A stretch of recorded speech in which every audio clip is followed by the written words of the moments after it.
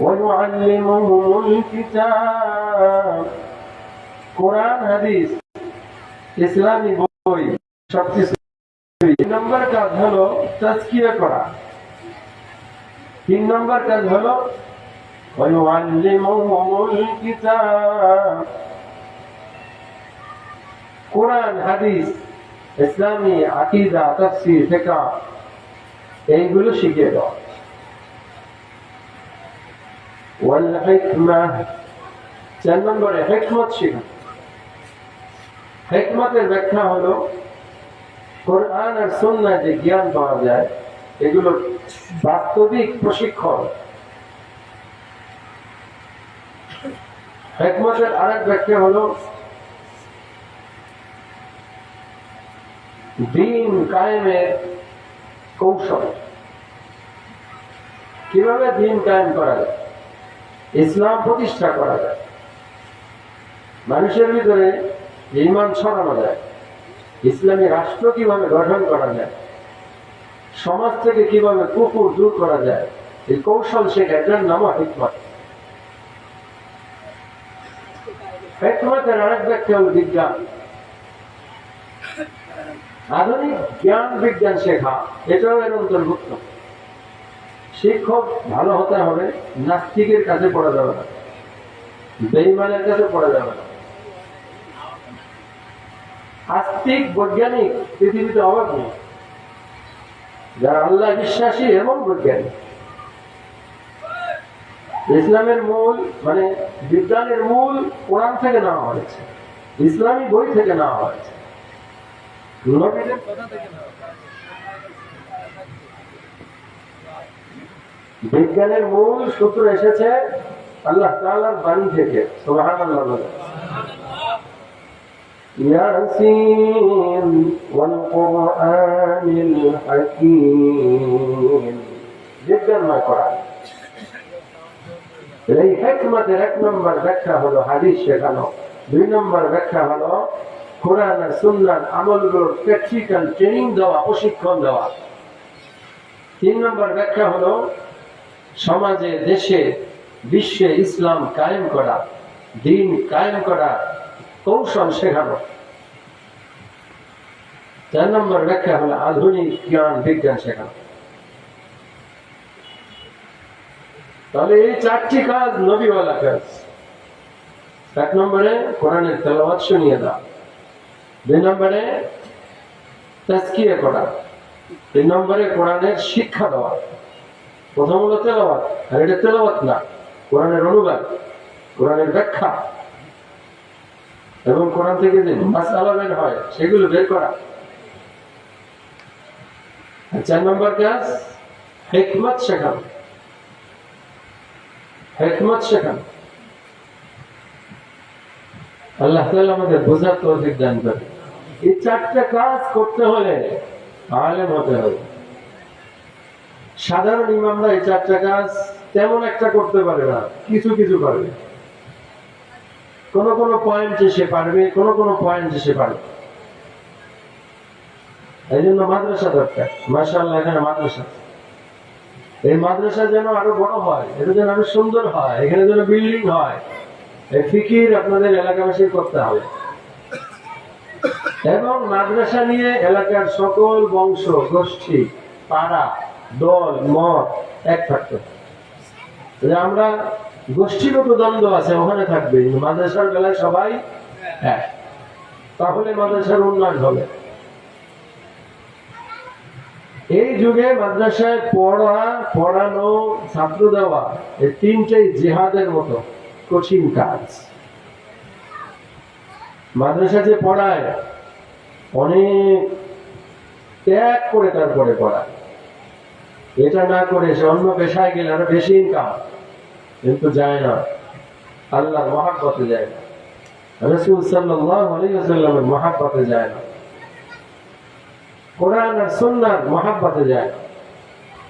একটা মানুষ অটো চালাইলে যা পায় এখানে সেই বেতন দেন না। ছোট্ট একটা ভ্যান নিয়ে যদি ব্যবসা করে, ফলের ব্যবসা বলেন, অন্যান্য ব্যবসা বলেন, তাতে যা ইনকাম হয় অন্তত দৈনিক 1000 তো থাকবে, মাসে 30,000 টাকা বেতন দেন না। কষ্ট করে কেন থাকে? আল্লাহ তাআলা মহব্বত। অন্য অন্য পেশার তুলনায় এই পেশায় ইনকাম কম, সুযোগ সুবিধা কম, এরপরেও এখানে থাকা এটা একমাত্র আল্লাহ তাআলার কারণে হয়, নবীর ভালোবাসায় হয়, তাছাড়া সম্ভব না। এই জন্য মাদ্রাসার সাথে যারা জুড়ে থাকে, সহযোগিতা করে, পরামর্শ দেয়, এরা বড় ভালো মানুষ, এদের ঈমান আছে, ঈমান আরো বাড়াতে হবে। তাহলে মসজিদ ততদিন টিকে থাকবে, মাদ্রাসাগুলো ততদিন থাকবে, কারণ মসজিদ চালাতে একজন যোগ্য ইমাম লাগে। এই 4টা দায়িত্ব পালন করবে এইরকম ইমাম যদি আপনি নিয়োগ দিতে চান, পেতে চান, তাহলে মাদ্রাসা লাগবে। কি লাগবে কিনা? অনেকে চিন্তা করে মাদ্রাসা দরকার নেই, মসজিদ দিয়েই চলবে। যদি আপনি মেডিকেল কলেজ বন্ধ করে দেন, আপনি ডাক্তার পাবেন? শুধু হাসপাতাল রাখলেন, ওই হাসপাতালে কোনো পড়াশোনার ব্যবস্থা রাখলেন না, নতুন ডাক্তার গঠনের তৈরির কোন প্রজেক্ট রাখলেন না, তাহলে এই ডাক্তারগুলো বুড়ো হবে, একদিন মারা যাবে, তারপরে কি হবে?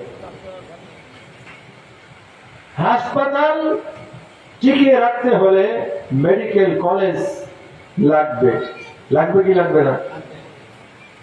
তেমনি ভাবে প্রাইমারি স্কুল ঠিক রাখতে হলে ভার্সিটি লাগবে, কলেজ লাগবে, হাই স্কুল লাগবে। কারণ একজন 5 পাস মানুষ আর একজন 5 এর ছাত্রকে পড়াতে পারে না, যথেষ্ট না। এই জন্য শুধু মসজিদ আমাদের জন্য এখন যথেষ্ট না, মসজিদ টিকিয়ে রাখতে হলে কি লাগবে? মাদ্রাসা লাগবে। আল্লাহ তাআলা আমাদের মাদ্রাসার গুরুত্ব বোঝার তৌফিক দান করেন। ঈমান আমাদের ততদিন থাকবে যতদিন মাদ্রাসা আছে, মসজিদ। মাদ্রাসা নেই, মসজিদ একসময় মৃত মসজিদ হয়ে যাবে, মরা মসজিদ। মসজিদ 2 পদের, জীবিত মসজিদ, মৃত মসজিদ। উর্দুতে বলা হয় জিন্দা মসজিদ, মুর্দা মসজিদ। জিন্দা মসজিদ বলা হয় সেই মসজিদকে যে জায়গায় ইমাম যোগ্য এবং যার কথায় ওই এলাকার মানুষ ঠিক মতো নামাজ পড়ে, ঠিক মতো কোরআন শেখে, ঠিক মতো যাকাত দেয়। ইসলামী সমাজ গড়ে উঠেছে যে মসজিদকে কেন্দ্র করে, ওই মসজিদ জিন্দা মসজিদ।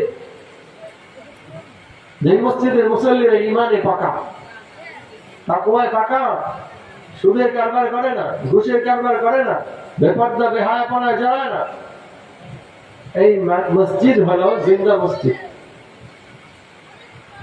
মাদ্রাসা না থাকলে একসময় মসজিদ গুলো মুর্দা মসজিদ হয়ে যাবে, ওই মসজিদের কোনো প্রভাব আশপাশে ছড়াবে না, মানুষগুলো হেদায়েত পাবে না। মসজিদ একসময় আস্তে আস্তে বেড়ান হয়ে যাবে, মুসল্লি সংখ্যা কমে যাবে, সংখ্যা যারা থাকবে তারাও থাকবে ঈমান হারা মানুষ, কেউ মুনাফিক, কেউ নাম কেউ মুসলমান, বড় দুর্বল ঈমানদার। এমন কোন গুনাহ নাই যা করে না কিন্তু শুধু নামাজে হাজির হয়। এই মসজিদকে মুর্দা মসজিদ বলা হবে, জিন্দা মসজিদ বলার কোনো সুযোগ নাই। মসজিদ যেদিন মরে যাবে, সমাজের মানুষগুলো আস্তে আস্তে বেঈমান হয়ে যাবে, এভাবেই একদিন কিয়ামত। আমাদের ঈমান রক্ষা করতে হলে মসজিদ জিন্দা রাখা লাগবে। মসজিদকে জিন্দা রাখতে হলে মাদ্রাসাগুলোকে জীবিত রাখতে হবে, কারণ ওটা হলো পাওয়ার হাউস।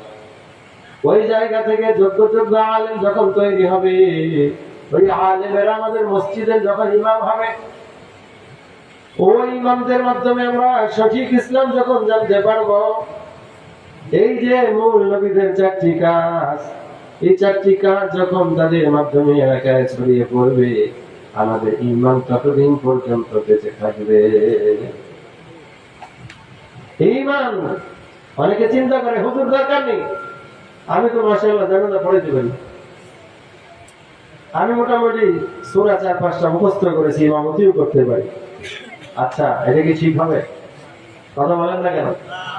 এমবিবিএস ডাক্তার সব বাদ দিয়ে দিলেন, ডিসপেন্সারির সামান্য যোগ্যতাওয়ালা মানুষগুলোকে সমাজের চিকিৎসার দায়িত্ব দিয়ে দিলেন। তাহলে কি হবে? রোগী মারা বিদ্যা না? রোগী মারা বিদ্যা। আলহামদুলিল্লাহ, আজ থেকে 15 বছর আগে অধিকাংশ মসজিদের ইমামের তেলাওয়াত ছিল অশুদ্ধ। এখন অনেক পরিবর্তন। কেন? এই যে মাদ্রাসাগুলোর কেন? একসময় মাদ্রাসা এত ছিল না, শিক্ষা ব্যবস্থা এত উন্নতও ছিল না। এই যে মাদ্রাসার ওসিলা একটা ইসলামী মজলিস হচ্ছে, কথাগুলো শুনছেন, এতে ঈমান বাড়ে না কমে? ইমানদারের ব্যাখ্যা, ইযা তুলিয়াত আলাইহিম আয়াতুহু যাদাতুহুম ঈমানা ওয়া আলা রাব্বিহিম ইয়াতাওয়াক্কালুন। ইমানদারের বৈশিষ্ট্য হলো যখন তাদের সামনে আল্লাহর আয়াতগুলো পাঠ করা হয়, তাদের ঈমান আরো বেড়ে যায়, আরো বেড়ে যায়, এমনকি তারা একমাত্র আল্লাহর উপরে ভরসা শুরু করে যায়। ইমানি আলোচনার মাধ্যমে ঈমান বাড়ে। ইমানি আলোচনা যত বেশি শোনা যাবে তত ঈমান বাড়বে। এই মাদ্রাসার ওসিলায় আজকে এখানে একটি ইসলামী মজলিস হচ্ছে। এই জন্য এই মজলিস গুলোকে গুরুত্ব দেওয়া, প্রতি মাসেই যেন মজলিস পায়, এই ব্যাপারে আপনারা চেষ্টা করবেন তো ইনশাআল্লাহ। সবসময় এত বড় না হোক, ছোট করে হলেও একটা ইসলামী মজলিস হওয়া দরকার। প্রত্যেকটা জিনিসের ক্ষয় হয়।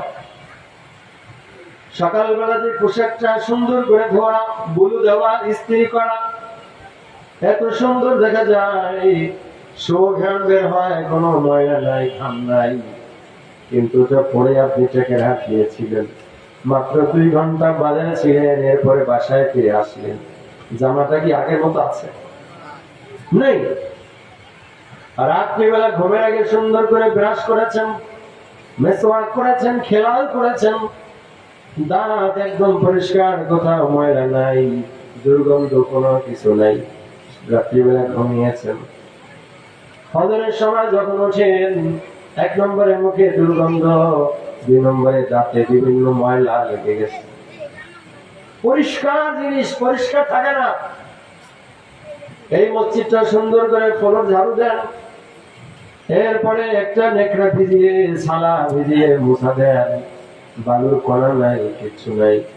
কিন্তু ওইভাবে মাত্র একদিন যদি আটকে রাখেন, জানালা বন্ধ, দরজা বন্ধ, এরপরও দ্বিতীয় দিন যখন খুলবেন, ময়লা আছে না? নাই, আছে। বাড়িতে 4-5 দিন ছিলেন না, সব দরজা জানালা বন্ধ ছিল। মামা বাড়ি, শ্বশুর বাড়ি, দাদা বাড়ি অথবা কোথাও বেড়াতে গিয়েছেন, ফিরে আসার পরে দেখেন ময়লা, সব জায়গা ধুলো বালু। কে কথা বলেন না কেন? পরিষ্কার রেখে গিয়েছিলেন, সব ধুলো বালু। মানুষের অন্তরের অবস্থাটাও এরকম, প্রতি মুহূর্তে ময়লা পড়তে থাকে। আজকে পরিষ্কার করলেন, আগামী 2 সপ্তাহ পরিমাণ সময় বা কম বেশি এটা মোটামুটি একটা পরিষ্কার থাকবে, আর আস্তে আস্তে আবার ময়লা পড়া শুরু হবে। আল্লাহ নবী সাল্লাল্লাহু আলাইহি ওয়াসাল্লাম বলেছেন, মানুষ যখন গুনাহ করে তার অন্তরে এক একটা করে কালো দাগ পড়ে যায়, এভাবে কালো দাগ বাড়তে থাকে। আবার যদি সে তওবা করে ওখান থেকে দাগ মুছে সাদা হয়ে যায়। এই জন্য আমাদের ইসলামী মজলিসের মাধ্যমে আমার অন্তর পরিষ্কার করা দরকার আছে না? মনের যত্ন নেন। দেহের চিকিৎসা নিয়ে আমরা অনেক ব্যস্ত। দেহের চিকিৎসার জন্য হাসপাতাল, ক্লিনিক একের পরে এক আছে। একের হাট না হলে চলে যায় ফরিদপুর। ফরিদপুরে যদি সঠিক চিকিৎসা না পাই, মারাত্মক কোন রোগ থাকে, চলে যায় ঢাকা। ঢাকা যথেষ্ট না হলে ইন্ডিয়া চলে যায়, সিঙ্গাপুর, হংকং চলে যায় উন্নত চিকিৎসার জন্য। দেহের রোগের এমন চিকিৎসা আমরা গ্রহণ করি, লক্ষ লক্ষ টাকা খরচ করি দেহের চিকিৎসার জন্য।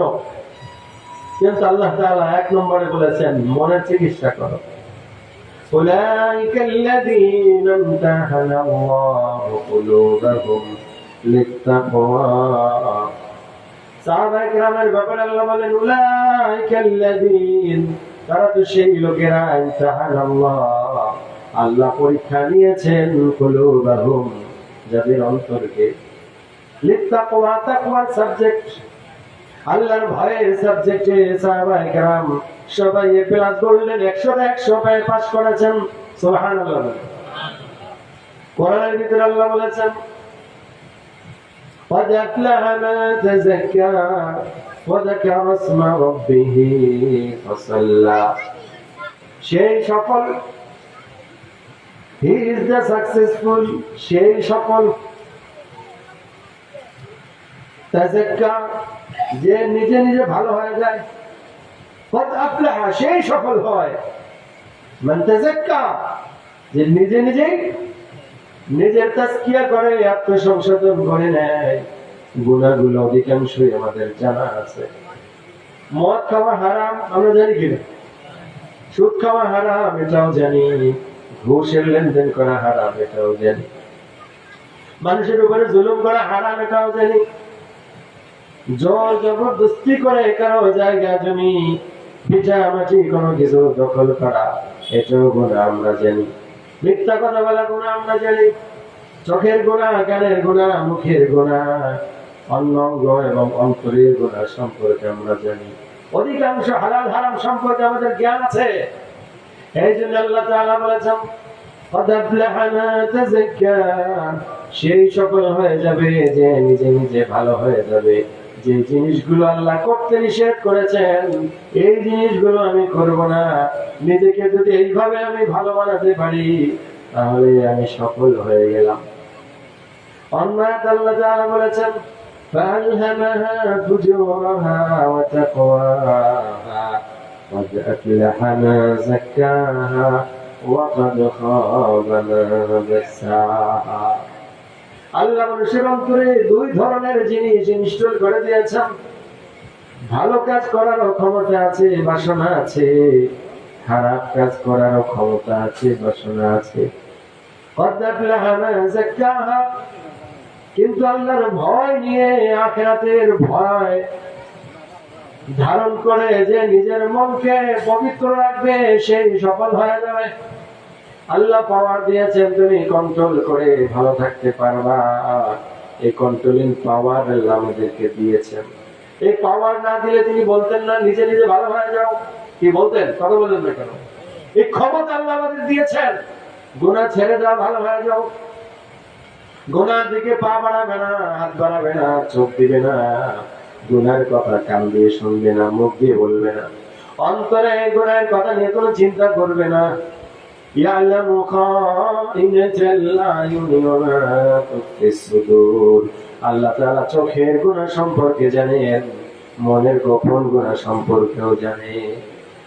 এমন কোনো গুনাহ নাই, এমন কোন গুনাহ নাই যে আল্লাহ তাআলা জানেন না।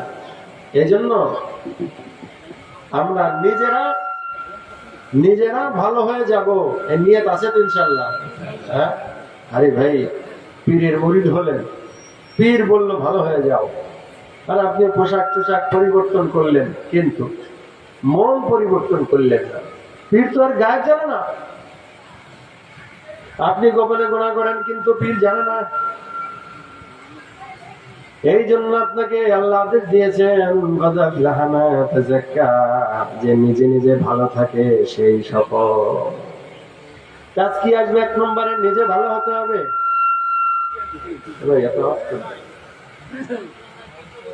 1 নম্বরে নিজে ভালো হতে হবে। 2 নম্বরে ভালো একজন বিজ্ঞ আলেমের কাছে গিয়ে তারপরে সংশোধনী নিতে হবে। 3 নম্বরে দোয়া করতে হবে আল্লাহ যেন আপনাকে পবিত্র করে দেন। হ্যাঁ, فلا تزكوا أنفسكم بل الله يزكي من يشاء, তোমরা নিজেরা নিজেদেরকে পবিত্র কইলো না, কে পবিত্র সেটা আল্লাহই ভালো জানেন। আল্লাহ তাআলা যাকে পবিত্র করবেন সে পবিত্র হবে। তবে শর্ত হলো পবিত্রতা পাওয়ার জন্য দোয়া করতে হবে। ইহদি ইলাইহি মিন ইউনিব, আল্লাহ বলেন আমার দিকে যে ধাবিত হয় তারই আমি হেদায়েত দেই। হেদায়েত পাওয়ার জন্য সূরা ফাতিহা শেখালেন। ইহদিনাস সিরাতাল মুস্তাকিম, আল্লাহ আমাদেরকে সঠিক পথ দেখায় দাও। প্রতিদিন যদি আপনি নিয়মিত নামাজ পড়েন, 5 ওয়াক্ত নামাজে কমপক্ষে 32 বার এই দোয়াটা আল্লাহর কাছে করেছেন, এর দ্বারা শিক্ষা হলো আল্লাহর কাছে হিদায়াত চেয়ে নিতে হবে। ইহদিনাস সিরাতাল মুস্তাকিম, আল্লাহ এত পথ তোমাদের ভিতরে সঠিক পথ আমাদেরকে দেখায় দাও। সিরাতাল্লাযীনা আন'আমতা আলাইহিম, সাহাবায়ে কেরামের পথ যাদের উপরে তুমি রহমত দিয়েছিলে, নিয়ামত দিয়েছিলে, সেই নবীদের পথ। উলাইকাল্লাযীনা আন'আমাল্লাহু আলাইহিম মিনান নাবিয়্যিন ওয়াস-সিদ্দীকিন ওয়াশ-শুহাদা'i ওয়াস-সালিহিন ওয়া হাসুনা উলাইকা রাফীকা। আল্লাহ নবীদের পথ, সিদ্দিকদের পথ, শহীদদের পথ, নেককারদের পথ। মক্কাতে সাহাবায়ে কেরাম যে রাস্তায় চলতেন, ওই রাস্তায় আমাদেরকে চলা। আল্লাহর নবী বলেছেন, আমার রাস্তা কি জানোনি? মা আনা আলাইহি ওয়া আসহাবি, আমি যেই পথে চলি এবং আমার সাহাবায়ে কেরাম যেই পথে চলবে, এইটা হলো আমার সিরাত মুস্তাকিম। এই জন্য কোনো কাজ করার আগে দেখতে হবে নবী করেছেন কিনা। নবী করেন নাই, 2 নম্বর দেখতে হবে সাহাবায়ে কেরাম করেছেন কিনা। যদি সাহাবায়ে কেরামের জীবনীতে পাওয়া যায়, তাহলে এই কাজ আমরা করব, কোনো সমস্যা নাই। এইটাই আমাদের সিরাত মুস্তাকিম, সঠিক পথ। রাগ করবেন না, হালকা করে বলি। রবিউল আউয়াল মাস, রাসূল সাল্লাল্লাহু আলাইহি ওয়াসাল্লামের জন্মের মাস, এই কথাটাই ঠিক না। আপনি ভালো করে ইতিহাস পড়েন। আমাদের সমাজের কথা হলো চিলে কান নিয়ে গেছে, দৌড়াও চিলের পিছনে, কানে হাত দেয় না। ঐতিহাসিক ভাবে আপনি যদি একটু গবেষণা করেন, কোরআনের ভেতরে আল্লাহর নবীর জন্মের বছর উল্লেখ করা হয় নাই, আল্লাহর নবীর জন্মের মাসের উল্লেখ কোরআনে নাই, আল্লাহর নবীর জন্মের দিন, তারিখ, বার এটাও কোরআনে নাই। কোরআনে শুধু আছে অমুবাশশিরাম বিরাসূলিন ইয়াতি মিন বাদি ইসমুহু আহমদ। হযরত ঈসা আলাইহিস সালাম সুসংবাদ দিলেন, ও আমার উম্মতরা শোনো, তোমাদেরকে আমার পরে আগত নবীর সুসংবাদ দিচ্ছে। বাস এতটুকু। আল্লাহ নবীর জন্ম সম্পর্কে কোরআনে আর কিছু নাই। এবার হাদিসের ভিতরে যদি তাকাই, হাদিসে আল্লাহ নবী সাল্লাল্লাহু আলাইহি ওয়াসাল্লাম নিজের জন্মের বছর বলেন নাই, নিজের জন্মের মাসের উল্লেখ করেন নাই, নিজের জন্মের তারিখ উল্লেখ করেন নাই। নবী সোমবারে রোজা রাখতেন। সোমবারে, এবারে প্রতি সপ্তাহের, প্রতি মাসের সোমবারে রোজা রাখতেন। সাহাবায়ে কেরাম জিজ্ঞাসা করলেন, ইয়া রাসূলুল্লাহ, সোমবারে বেশি বেশি কেন রোজা রাখেন? রাসূল উত্তর দিলেন, এই দিন আমি জন্মগ্রহণ করেছি, এই দিন আমাকে নবুয়ত দেওয়া হয়েছে। সাপ্তাহিকভাবে সোমবারে আমার আমলনামা আল্লাহর কাছে জমা পড়ে। আল্লাহর কাছে যখন আমলনামা জমা পড়ে, আমি চাই আমার রোজা অবস্থায় আমলনামা জমা হোক। তাহলে সোমবার আল্লাহর নবী রোজা রাখতেন 3টা কারণে, এর ভিতরে একটা কারণ এই সোমবার তার জন্মদিবস। তাহলে এটা সাপ্তাহিক না মাসিক? কথা কয়, সোমবার মাসে একবার আসে, হ্যাঁ 4 থেকে 5 বার আসে, কথা কেন না, কখনো 4 বার, কখনো 5 বার, বছরে 52টা সোমবার আসে। তাহলে আল্লাহর নবী জন্মদিবস পালন করেছেন, এই দাবি যারা করে, তাহলে নবী একদিন করেছেন নাকি 52 বার করেছেন? নবী করতেন সাপ্তাহিক, আপনারা করেন বাৎসরিক। নবী করতেন 52 বার, আপনারা করেন একবার। নবী করতেন সোমবার, আপনারা করেন এক এক বছরে এক বার, কথা কন না। আল্লাহ নবী সোমবারে রোজা রাখতেন, আর আপনারা খাম দান অনুষ্ঠান করেন। মিল হইল না অমিল হইল? কথা বলেন না কেন? সব দিক দাও মিল। আল্লাহ নবী তার জন্মের বার ছাড়া কার কিচ্ছু বলেন নাই। আপনারা বছর নির্ধারণ করলেন, মাস নির্ধারণ করলেন, তারিখও নির্ধারণ করে নিলেন। এরপরের কথা, আল্লাহ নবী কোনো অনুষ্ঠান করেন নাই, একা একা রোজা রাখতেন। সাহাবায়ে কেরাম কোনো অনুষ্ঠান করেন নাই, আপনারা কেন অনুষ্ঠান করেন? সাহাবায়ে কেরাম মিছিল করেন নাই, যশনের জুলুস করেন নাই, খাওয়ান দাওয়ানের আয়োজন করেন নাই। আল্লাহ নবী রোজা রাখতেন। রোজা হলো ঈদের বিপরীত, কথা বলেন না কেন? শনিবার রোববারেও নবী রোজা রাখতেন অধিকাংশ সময়। জিজ্ঞাসা করা হলো, ইয়া রাসূলুল্লাহ, শনিবার আর রোববারে কেন রোজা রাখেন? তিনি উত্তর দিলেন, শনিবার হলো ইহুদিদের সাপ্তাহিক ঈদ, রোববার হলো খ্রিস্টানদের সাপ্তাহিক ঈদ। ওরা যেদিন ঈদ পালন করে, আনন্দ করে, ওই দিন আমি রোজা থেকে ওদের বিপরীত করি। সুবহানাল্লাহ। এটা রোজার বিপরীত হলো না খেয়ে থাকা, রোজা মানে ঈদের বিপরীত হলো রোজা। আল্লাহর নবী তার সোমবার পালন করেছেন 1 নম্বরে রোজা রেখে, 2 নম্বরে এটা বাৎসরিক করেন নাই, মাসিক করেন নাই, সাপ্তাহিক করেছেন বছরে 52 বার। 3 নম্বরে একা একা করেছেন, কাউকে নিয়ে অনুষ্ঠান করেন নাই। এই জিনিসগুলো মনে রাখবেন, এটাই যথেষ্ট। আল্লাহর নবীর জন্মের মাস সম্পর্কে কোরআনে নাই, হাদিসে নাই। ঐতিহাসিক ভাবে যা গোছানো হয়েছে, কেউ বলে রমজান মাস, কেউ বলে মুহররম মাস, কেউ বলে রবিউল আউয়াল মাস। হযরত আব্বাস রাদিয়াল্লাহু তাআলা আনহু আল্লাহর নবীর চাচা, তাকে জিজ্ঞাসা করা হলো নবীর জন্মের তারিখ সম্পর্কে কি জানেন? তিনি উত্তর দিলেন, আমি আর সে একই বছর জন্মগ্রহণ করেছি। কোন বছর? কই যে আমাল ফিল, হস্তি বাহিনী, বাদশা আব্রাহা আসলো কি করার জন্য? কাবা ভেঙে নিয়ে যাবে। ওই হস্তি বছর, হাতির বছর, ওই বছরে জন্মগ্রহণ করেছি। তিনি মাসের নামও বলেন নাই, জন্মের তারিখটাও বলেন নাই। এই দিক বিবেচনা করে চলবেন। আচ্ছা, একটা প্রশ্ন করি, সাহাবায়ে কেরাম নবীকে ভালোবাসতেন কিনা? কম না বেশি? আল্লাহ নবীর জন্য জীবন দিয়ে দিতে তারা প্রস্তুত ছিলেন। নবীকে ডাক দেওয়ার আগে বলতেন, ফিদাকা বি উম্মি ইয়া রাসূলুল্লাহ সাল্লাল্লাহু আলাইহি ওয়াসাল্লাম, ফিদাকা বি উম্মি ইয়া রাসূলুল্লাহ, হে আল্লাহর রাসূল, আপনার জন্য আমার বাবা আর মা কুরবান হোক। প্রয়োজনে বাবা মাকে কুরবানি দিতে প্রস্তুত আছি। সাহাবায়ে কেরাম নবীকে এত ভালোবাসতেন, আল্লাহর নবী কুলি করে যখন মারতেন, পানিতে মাটিতে পড়ার আগে সাহাবায়ে কেরামের হাতে পড়তো, এইটাকে বরকত মনে করে যার যার ছিটায় নিতেন। সুবহানাল্লাহ। এত ভালোবাসতেন।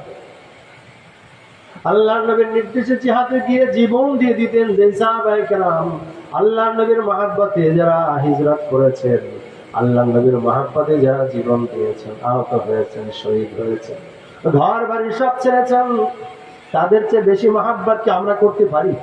কথা বলেন না? এই সাহাবায়ে কেরাম নবীর জন্ম দিবস কোনদিন পালন করেন নাই, আল্লাহর নবীও করেন নাই, 4 খলিফার কেউ করেন নাই, তাবিরাও করেন নাই, তাবিও করেন নাই।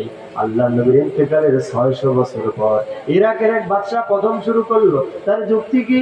তার যুক্তি হলো, ওদের পাশের দেশের ইউরোপের খ্রিস্টানেরা ঈসা আলাইহিস সালামের জন্ম দিবস 25শে ডিসেম্বর পালন করে। কথা বলেন না? তারা ঈসা আলাইহিস সালামের জন্ম দিবস কত আনন্দের সাথে পালন করে। আমাদের নবী সেরা নবী, অতএব এই নবীর জন্ম দিবসটা আরো বেশি আনন্দ করে, আরো বেশি আড়ম্বরতার সাথে পালন করতে হবে। তাহলে উনি দলিল আনলেন কোরআন হাদিস নাকি যুক্তি? কোরআনও নাই, হাদিসও নাই, যুক্তি দিয়ে শুরু হলো। এটা সাহাবীরাও শুরু করেন নাই, তাবি আইম্মায়ে মুস্তাহিদিন যারা, তারাও শুরু করেন নাই। ইমাম আবু হানিফাও না, মালিকও না, আহমদ ইবনে হাম্বল, শাফিঈ না রাহিমাহুল্লাহ। শুরু করলেন বাদশা। আর বাদশা কি বড় পেশাব? কথা বলেন না কেন? বাদশা কি বড় আলেম? এখান থেকে শুরুতে এটার নাম ছিল শুধু হাফল অথবা অনুষ্ঠান, মিলাদুন্নবী। পরবর্তীতে আস্তে আস্তে এই মাত্র কয়েক বছর আগে ঈদ শব্দ জুড়ে দেওয়া হয়েছে। এখন বলে ঈদ মিলাদুন্নবী, সব ঈদের সেরা ঈদ, সাইয়্যিদুল আয়াত নাম দিয়েছেন। নাউযুবিল্লাহি মিন যালিক। আচ্ছা, আল্লাহটা সেরা, নবীটা সেরা, না মানুষের বানানোরটা সেরা? কথা বলেন না কেন? 3টা জিনিস পাওয়া গেল সমাজে, আল্লাহর দেওয়া, রসুলের পালন করা, আর মানুষের বানানো। এর ভিতরে সেরা হইলে কাটতে হবে আল্লাহটাই। মদিনায় হিজরত করে যাওয়ার পর আল্লাহর নবী দেখেন ইহুদিরা বছরে 2টা ঈদ পালন করে। তারা ইহুদিরা, নবী বললেন এই 2 দিন কি? তারা বলে আমরা আগে থেকে 2 দিন বাৎসরিক উৎসব পালন করি। আল্লাহ তাআলা ওহী নাযিল করলেন, নবীকে তাৎক্ষণিক জানা দিলেন, আপনি বলে দেন ইন্নাল্লাহা ক্বাদ আবদালাকুম বিহিমা খায়রাম মিনহুমা ঈদুল ফিত্রি ওয়া ঈদুল আযহা আও কামা ওয়ারাদা ফিল হাদিস। নবী বলেন, শোনো, আল্লাহ তাআলা তোমাদেরকে এই দুই দিনের পরিবর্তে আরো উত্তম দুইটা ঈদ দান করেছেন, একটা ঈদুল ফিতর আর একটা ঈদুল আযহা। নবী ঈদ উদযাপন করতেন দুইটা, আর সাপ্তাহিক করতেন প্রতি শুক্রবার যেটা আছে সেটা। বাৎসরিক ঈদ দুইটা। কয়টা ধরে বলেন? দুইটা। আর ইয়াউমে আরাফা এটাকে ঈদ বলা হয়, কিন্তু ওই সবার ঈদ না, ওটা ওই ধরনের ঈদ না, কারণ অন্যদেরকে ওই দিন রোজা রাখতে বলা হয়েছে, বুঝতে হবে। এটা সবার জন্য ঈদ না, ওই ঈদ শুধু আনন্দের অর্থে ঈদ, কিন্তু উৎসব বাৎসরিক যেটা আমাদের সামাজিক এবং আন্তর্জাতিক বাৎসরিক ঈদ, সেটা কয়টা? আল্লাহ নবী বলেছেন প্রত্যেক জাতির ঈদ আছে, বলেন ঈদান, আর আমাদের ঈদ হলো দুইটা, ঈদুল ফিত্রি ও ঈদুল আযহা। এক নম্বরে ঈদুল ফিতর, দুই নম্বরে ঈদুল আযহা। আল্লাহর ঘোষণা ঈদ দুইটা, নবী পালন করেছেন দুইটা, সাহাবায়ে কেরাম পালন করেছেন দুইটা। এখন তিন নম্বর ঈদ উদযাপন করে ঘোষণা করে দিল সব ঈদের সেরা ঈদ, ঈদ মিলাদুন নবী। ঈদ বিয়াদবি হলো কিনা? কথা বলেন না, বেয়াদবি। নিজের আবিষ্কার করে আল্লাহর দেওয়া নবীর পালন করা, সাহাবীদের পালন করা ঈদকে খাটো বানায়, খাটো বানায়।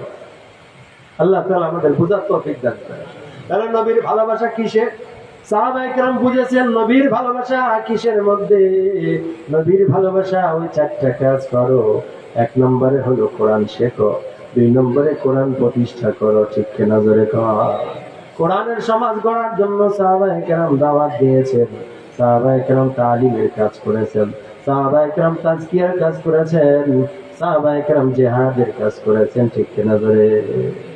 সাহাবায়ে কেরাম শহীদ হয়েছেন, দেশের পরে দেশ ইসলামের পতাকা তুলে এনেছেন। নবীর শেখানো কাজ। আল্লাহ নবী শুধু মসজিদ বানান নাই, আল্লাহ নবী শুধু মাদ্রাসা বানান নাই, নবীর কাজ ছিল ইসলামী রাষ্ট্র গঠন করা। এই রাষ্ট্রকে আস্তে আস্তে বড় বানানো। চার খলিফার দায়িত্ব ছিল রাষ্ট্রকে বড় বানানো। হযরতে আমির মুআবিয়া রাদিয়াল্লাহু তাআলা আনহুর সময় পৃথিবীর প্রায় 2/3 মুসলমানদের অন্তর্ভুক্ত ছিল, বলেন সুবহানাল্লাহ। এই জন্য আল্লাহ নবীর ভালোবাসা সাহাবায়ে কেরাম যেভাবে প্রকাশ করেছেন আমরা সেইভাবে করব, তাহলে আমরা নবীর সবচেয়ে বেশি খাঁটি প্রেমিক আশিক হতে পারি। আশিকে রাসূল হতে হলে সাহাবায়ে কেরামের মতো হও। আল্লাহ নবী সাহাবায়ে কেরামকে যে প্রশিক্ষণ দিয়েছেন, আল্লাহ নবী নিজের জন্মের মাসটাও বলেন নাই, নিজের জন্মের তারিখটাও বলেন নাই। উদ্দেশ্য হলো আমার জন্ম তারিখ জানা তোমাদের আসল উদ্দেশ্য না, আমার আদর্শ গ্রহণ করো, এইটাই হলো আসল উদ্দেশ্য। আল্লাহ আয়াত নাযিল করেছেন, লাকাদ কানা লাকুম ফি রাসূলিল্লাহি উসওয়াতুন হাসানাহ। আরে রাসূলের ভেতরে তোমাদের জন্য আদর্শ রয়েছে, সবচেয়ে উত্তম আদর্শ রাসূলের ভেতরে। রাসূল বলেছেন, من أحيا سنتي فقد أحبني ومن أحبني كان معي في الجنة। আল্লাহর রাসূল নিজে বলেছেন, সেই আমাকে ভালোবাসে যে আমার সুন্নাত পালন করে, জিন্দা করে। রাসূলের সুন্নাতকে যারা জীবিত রাখে, ধরে রাখে, সমাজে বাঁচিয়ে রাখে, জিয়ে রাখে, এরা হলো রাসূলের আশিক। এটা আমার ঘোষণা না, এটা নবীর ঘোষণা। নবী বলেন, মান আহইয়া সুন্নতি ফাকাদ আহাব্বানি ওমান আহাব্বানি কানা মাই ফিল জান্নাহ। যে আমার সুন্নাত পালন করে, সুন্নাত জিন্দা রাখে, সে আমারে ভালোবাসে, আর এই সুন্নাতের মাধ্যমে যে আমাকে ভালোবাসবে, সে আমি নবীর সাথে জান্নাতে থাকবে। নবীর সাথে জান্নাতে যেতে হলে সুন্নাত লাগবে, ঠিক কিনা জোরে কোন। অনেকে আশিক রাসূল আছে, এই জন্ম দিবস ঈদে মিলাদুন নবী নিয়ে আপনার সাথে ঝগড়া লাগায় যায়, মুখে দাঁড়িয়ে নেয়, টাকনুর নিচে তার কাপড়, নামাজের খবর নাই, পাক না পাক কোনো কিছু জানা নাই, সুদের কারবারে জড়িত, ঘুষের কারবারে জড়িত, বেপর্দা বেহায়াপনার ভিতরে জড়িত, সারাদিন মিথ্যা কথা কয়, তার বাঁধে না। চগলখড়ি করে বাঁধে না, ওয়াদা খেলাফি করে বাঁধে না। সে কোরআন শেখে নাই, শুদ্ধ করে কালেমাও পড়তে পারে না, ওযু ভাঙার কারণগুলো জানে না, আত্তাহিয়াতু দোয়া, মাসুরা দোয়া কোনো কিছুই বলতে পারে না। আশিকে রাসূল হয়ে গেছে, আছে না নাই? এগুলো ভণ্ড আশিকে রাসূলের বুদ্ধি নাই, নাদান দোস্ত বলা হয়। ও ভাই, এই জন্য বলতেছি, ঝগড়া না, বিবাদ না, তর্ক না।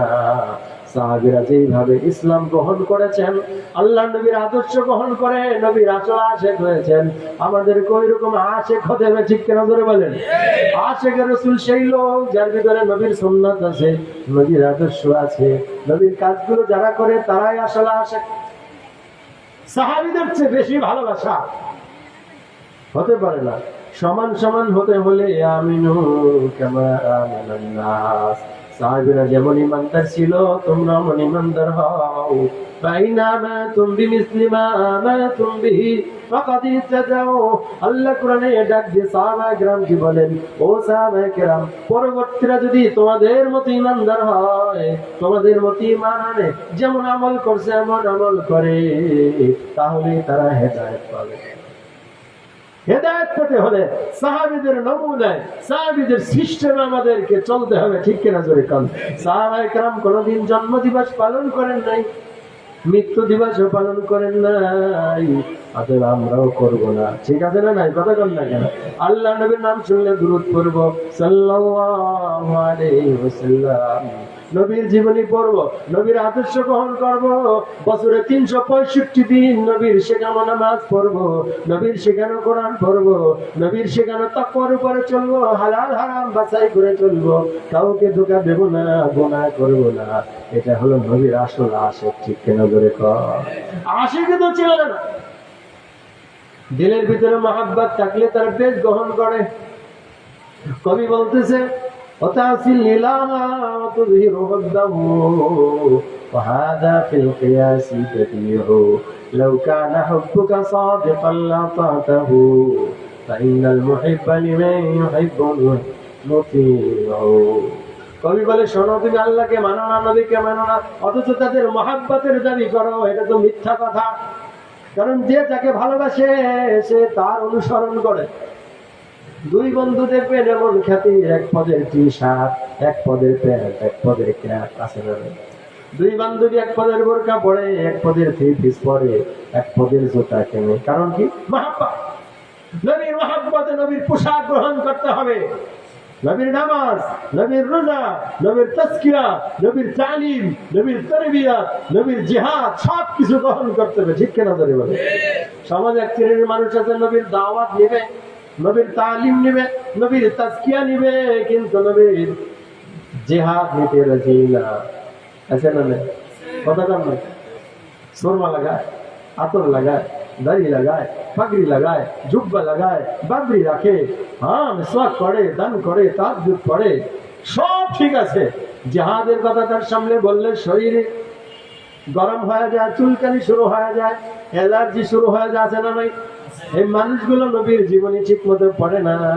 তুমি তাকায় দেখো, এই মদিনার মাত্র 10 বছরে কতগুলো জিহাদ হয়েছে। আল্লাহ নবী একটা দুইটা না, প্রায় 24 থেকে 27টা যুদ্ধে নিজে অংশগ্রহণ করেছেন। 10 বছরে কয়টা? 27টা গেছেন নিজে। তাহলে বছরে কয়টা পড়ে? বলেন না কেন? বছরে কয়টা পড়ে? সুবহানাল্লাহ, প্রায় 3টা। কথা কন না কেন? প্রায় 3টা করে যুদ্ধ পড়ে না, বড় বড় যুদ্ধ। আর ছোট যুদ্ধ আল্লাহ নবী নিজে জান্নাতে পাঠিয়েছেন, এটা তো শত শত, ডজন কে ডজন।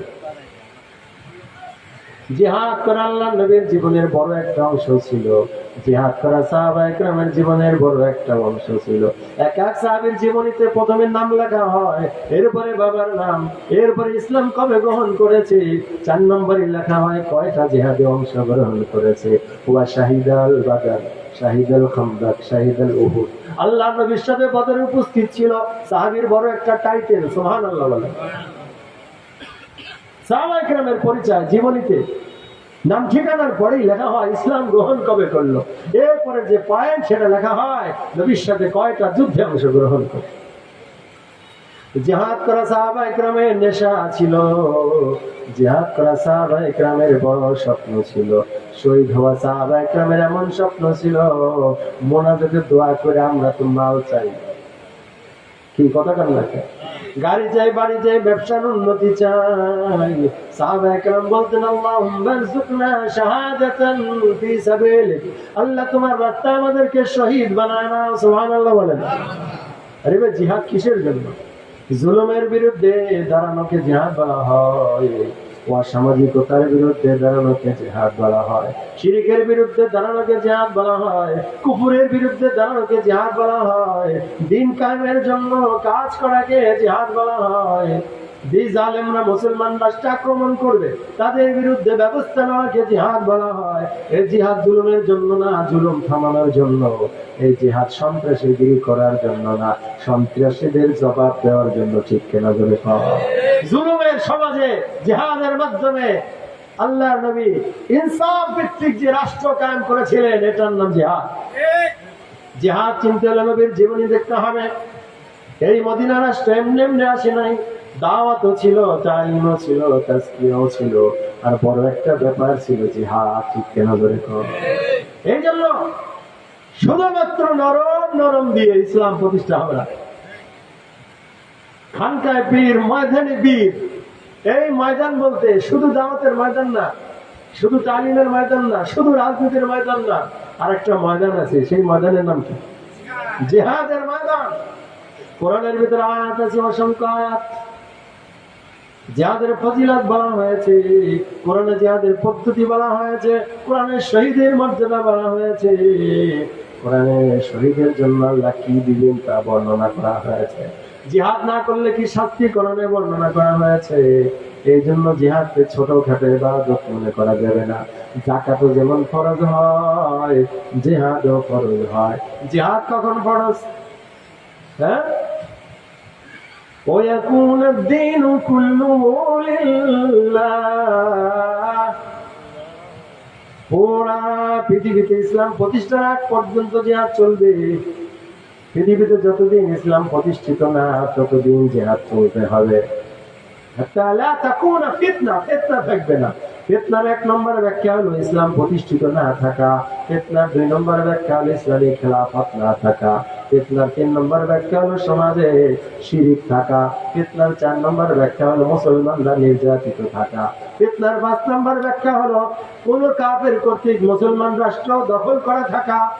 আমাদের ফিলিস্তিনের দিকে তাকালে জিহাদ ফরজ, আমাদের আরাকানের দিকে তাকালে জিহাদ ফরজ, আমাদের কাশ্মীরের দিকে তাকালে জিহাদ ফরজ, আমাদের সিরিয়ার দিকে তাকালে জিহাদ ফরজ। এক সময় পুরা যেই অঞ্চলে খেলাফত প্রতিষ্ঠা ছিল, এই তুরস্ক, এই মধ্যপ্রাচ্য, এই ইউরোপের মানে বিশাল এরিয়া নিয়ে এই জায়গা বেদখল হয়েছে, পুনর্দখলের আগ পর্যন্ত জিহাদ ফরজ। সুবহানাল্লাহ। করতে পারছি না, একটা আফসোস থাকতে, একটা আফসোস থাকতে।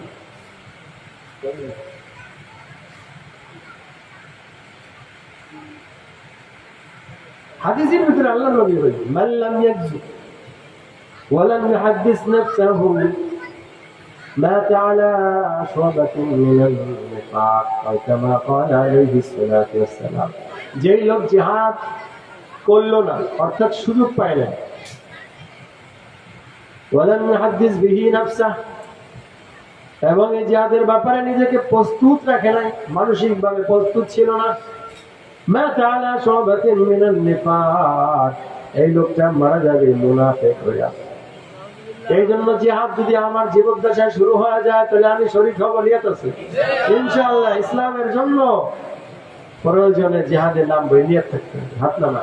2 নম্বর, আমার জীবদ্দশায় এরকম পরিবেশ যদি না হয়, জিহাদ শুরু না হয়, মনে মনে আমি প্রস্তুত আছি, মানসিক ভাবে আমি এটা মানি, এটা আল্লাহর দেওয়া বিধান, কোরআনের বিধান, হাদিসের বিধান, নবীর আদর্শ, সাহাবায়ে কেরামের আদর্শ। এতটুকু আকীদা বিশ্বাস থাকলে আমি মুনাফিক হয়ে মরব না, আল্লাহর দরবারে জবাব দিতে পারব। ইসলামী খেলাফত প্রতিষ্ঠা করা নফল না ফরজ? এই ইসলামী খেলাফত না থাকার কারণে আজকে আমরা জুলুমের শিকার। গত 54 বছর ধরে আমরা দেখতেছি গণতন্ত্র, কথা বলেন না, কি শান্তি পেলাম, অমকরে দিলে ভোট, শান্তি পাবে দেশের লোক। আসলে এই কথাটাই ভুল। অমুক মার্কায় দিলে ভোট শান্তি পাবে দলের লোক, ঠিক কিনা ধরে কর? হ্যাঁ, নিজের দলের লোক শান্তিতে থাকে, বিরোধী দল অশান্তিতে থাকে। এখন ডক্টর ইউনূস খুব ভালো আছে, আরামে আছে, কথা বলেন না কেন?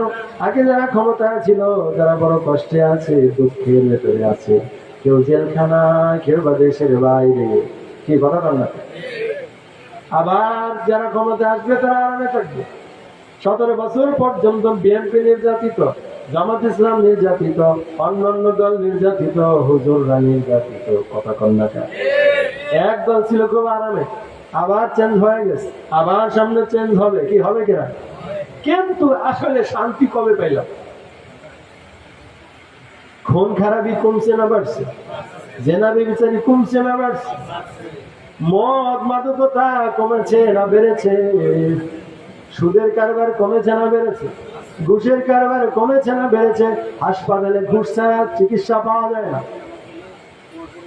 কোন অফিসে ঘুষ ছাড়া ফাইল লড়ে না, মামলা চলে না, ঘুষ ছাড়া চাকরি পাওয়া যায় না, কথা বলেন না?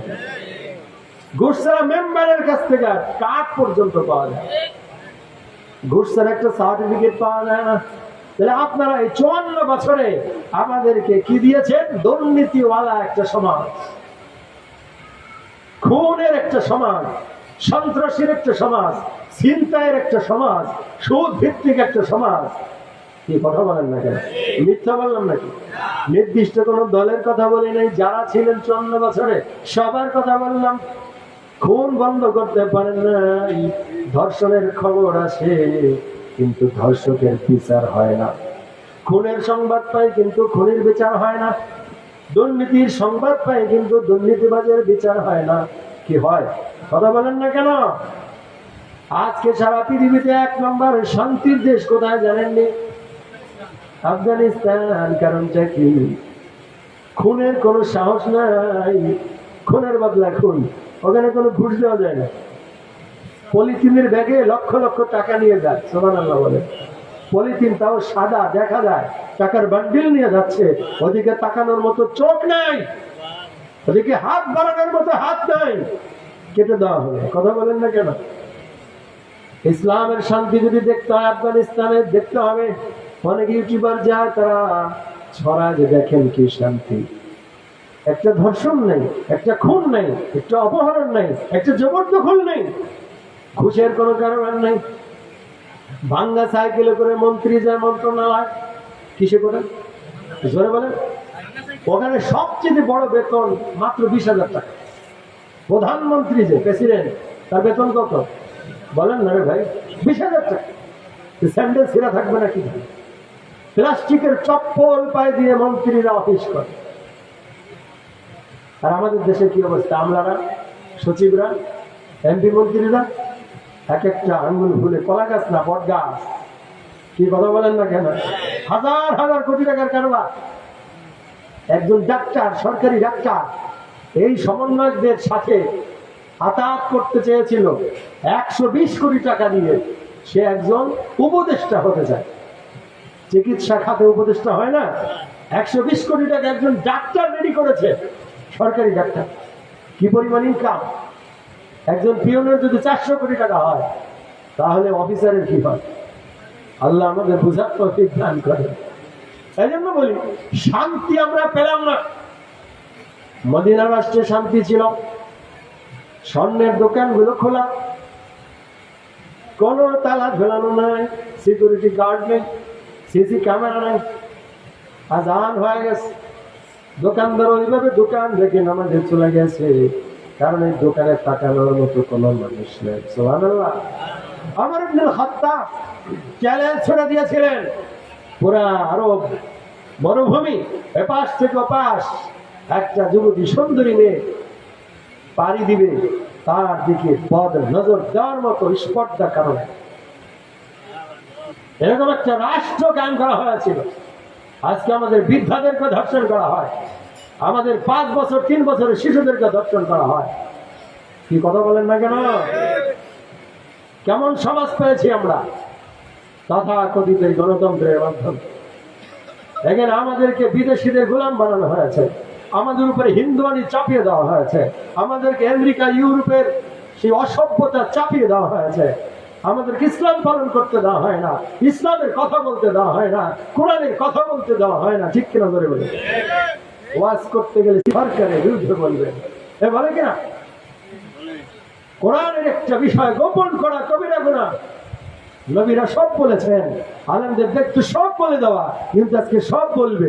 হয়তো বিএনপি রাগ হবে, অথবা আওয়ামী লীগ রাগ হবে, অথবা অন্য দল রাগ হবে, অথবা সুদখোর রাগ হয়ে যাবে, অথবা ঘুষখোরে রাগ হয়ে যাবে, অথবা বেপরদা রাগ হয়ে যাবে। কথা বলেন না কেন? এই জন্য বলি, ইসলাম প্রতিষ্ঠা করেন। শান্তি যদি পেতে চান, এই শান্তি খোঁজে আমাদেরকে কোরআন এবং সুন্নাহ ভিত্তিক রাষ্ট্র গঠন করতে হবে। এই রাষ্ট্র গঠন করব, অন্য কিছু করব না। এই অপেক্ষা করতে থাকবো, এই দাওয়াত দিতে থাকবো, এই দোয়া করতে থাকবো, এই বিষয়ে পড়াশোনা করতে থাকবো। এই স্বপ্ন নিয়ে একদিন মরে যাব। প্রতিষ্ঠা করতে পারি আর না পারি, আল্লাহর কাছে আসামি হবে না। আল্লাহ তাআলা আমাদের বোঝার তৌফিক দান করেন। মূল উদ্দেশ্য, আল্লাহকে মানেন, আল্লাহকে ভয় করেন, নিজে পবিত্র হয়ে যান, জুলুম করেন না, তাহলে আল্লাহ তাআলা কবুল করে নেবেন। আল্লাহ আমাকেও কবুল করেন, এই মাহফিলকে কবুল করে নেন। ওয়া আখিরু দাওয়ানা আলহামদুলিল্লাহি রাব্বিল আলামিন।